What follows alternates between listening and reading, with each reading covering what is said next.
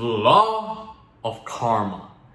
Welcome to video number 2 in this series on decoding the Bhagavad Gita. If you haven't already checked out video number 1, definitely do so by clicking the link below. But in this video, I'm going to be sharing with you the truth about karma. I'm sure you've heard about this word karma. A lot of people use it, but most people are completely unaware of what karma actually is, and therefore they get used by it rather than using it to elevate their own consciousness. Okay? So in the Bhagavad Gita, as Arjuna is talking to Krishna, and Krishna is giving him the advice on how to live a life of full capability, how to realize himself and experience the divinity that is within him, right? So Krishna says that there are two paths that we can take towards actually reaching the end destination of self-realization, right? The first path, he says, is Jnana Yoga. Okay, Jnana Yoga is like the contemplative path, the one where the yogi, like the Buddhists or the monks or the yogis or whatever, they go out in the cave and they meditate and they contemplate and just sit in their place and they just think, contemplate. And that is a path which Krishna says leads to the end goal of self-realization, right? The second path is that of karma yoga, right? And Krishna says that this is actually the better path. And he says that straight up. He's like, yo, it's not if or what, it's like they both lead to the end goal, but karma yoga is actually the better path. So what exactly is karma? Well, in the Sanskrit language, karma literally means action. Okay, karma means deed or action in Sanskrit, and it refers to the underlying law of cause and effect that is taking place in our universe at every single moment, right?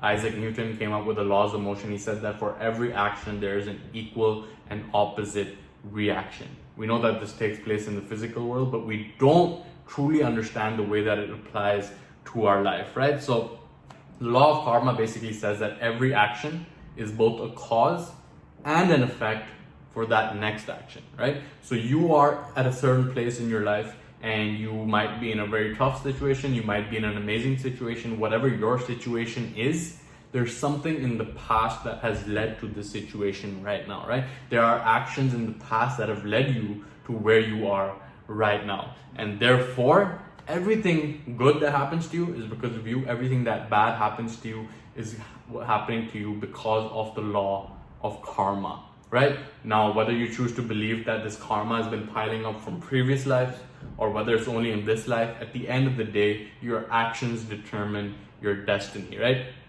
There's like this negative view on karma in the Western society. Oh, karma's a bitch. Oh, watch out for karma. Like there's a negative association. But the reality is that karma is only a bitch if you are a bitch. If you have done negative situations in the past and you're experiencing these negative situations right now, even though you are not entirely clear on what those situations were in the past that led you to where you are right now, the reason is because you haven't learned from the law of karma, right? So really, if we can begin using karma as an educated force that is there to teach us that we are on the wrong path or the right path, because if you are in a situation which is out of alignment with what you truly want, if you're in a lower paradigm, you're struggling with money, you're struggling with your health, you're struggling with your relationships, then understand that you are responsible for that, whether it's something that you did in the recent past, whether it's karma that's built up from previous lives. At the end of the day, karma is an educative force for us to learn whether we are acting in alignment with Dharma, right? Now, Dharma is another very wide overarching term, right? But the Sanskrit root of the word literally means to support or hold up, right? It implies the support and essence of a thing. So on a larger scale, we see that Dharma is the essential order of things, right? And it's basically an integrity and harmony with the order of the universe. And if that Dharma is disturbed, if you are acting out of alignment with your Dharma, with your purpose, with your harmony, with what you are here to do, then the law of karma comes in to teach us that we are on the wrong path, that we have to get back to the path of our true Dharma, right? You can even translate it as rightness, as justice, as goodness, and purpose rather than chance, right? So it's really an opportunity for us to analyze our lives, to analyze the emotions that we experience on a day-to-day basis, whether those emotions are positive, whether they're vibrating at a higher frequency of love, of joy, of peace, of fulfillment, or whether we are vibrating at those lower frequencies of guilt, of shame, of desire, of fear, right? And when we are out of alignment with our Dharma, when we are out of alignment with what we are here to do, when we are not making decisions that are in alignment with our higher self, with our higher purpose, then the law of karma comes in to teach us, to really educate us and get us back on the path so that we can transform that karma into Dharma and live the purpose that we're here to live, right? So the basic premise is that if you are not acting in alignment with your Dharma, then you will be trapped in the wheel of life, the wheel of samsara, of birth and death, and you will continue to be going through this until you eventually learn why you are here and what you are here to do, right? So Krishna says that you're going to be trapped in the cycle of samsara until you get to the level of selfless service, right? Krishna says, and I quote, "The ignorant work for their profit, the wise work for the welfare of the world. Those who do not seek to serve are without a home in this world," right?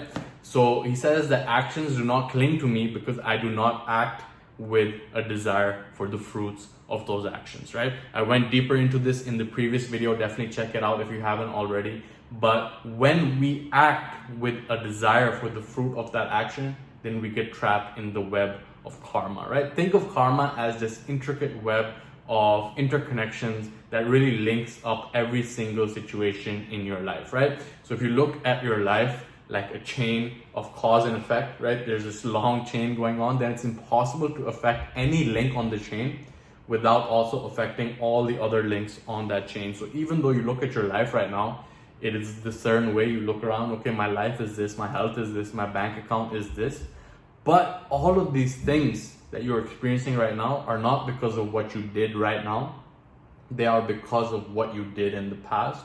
And those past decisions have led you to where you are right now, right? Your decisions determine your destiny. And if your current destiny is not in alignment with the Dharma, with what your soul came here to do, then the law of karma comes in to educate you and lead you right on the right path, right? We have this phenomenon in modern society whereby, oh, you're experiencing these negative emotions, you're experiencing this sickness, you're experiencing this illness, take this pill, take this injection, and just mask the symptoms of that, rather than actually get awareness on why you feel the way that you do. Why are you in a current situation? Why are you getting ill, right? What's the root cause behind this? Why is it that you are in this situation? And really, when we forget about asking the most important question, which is why, then we are not letting karma educate us. We are masking the symptoms, and eventually it will catch up with us if we don't learn the lesson in time, right? So the law of karma is the law of cause and effect, and understanding that every cause is an effect and every effect leads to the next cause. And therefore you must be very, very aware of every single decision that you make. Are you making it with intention, or are you making it through conditioning? Are you making it through what your higher self knows is right for you, or are you making it based on expectations that are outside of you, right? Only you can answer that question. And the Gita is here to basically bring our awareness to asking these questions at the end of the day, right? So that is my quick take on the law of karma, how to transform that karma into dharma. And when we don't, then we be caught up in that samsara cycle of birth and death until we learn the lesson that we're here to learn, right?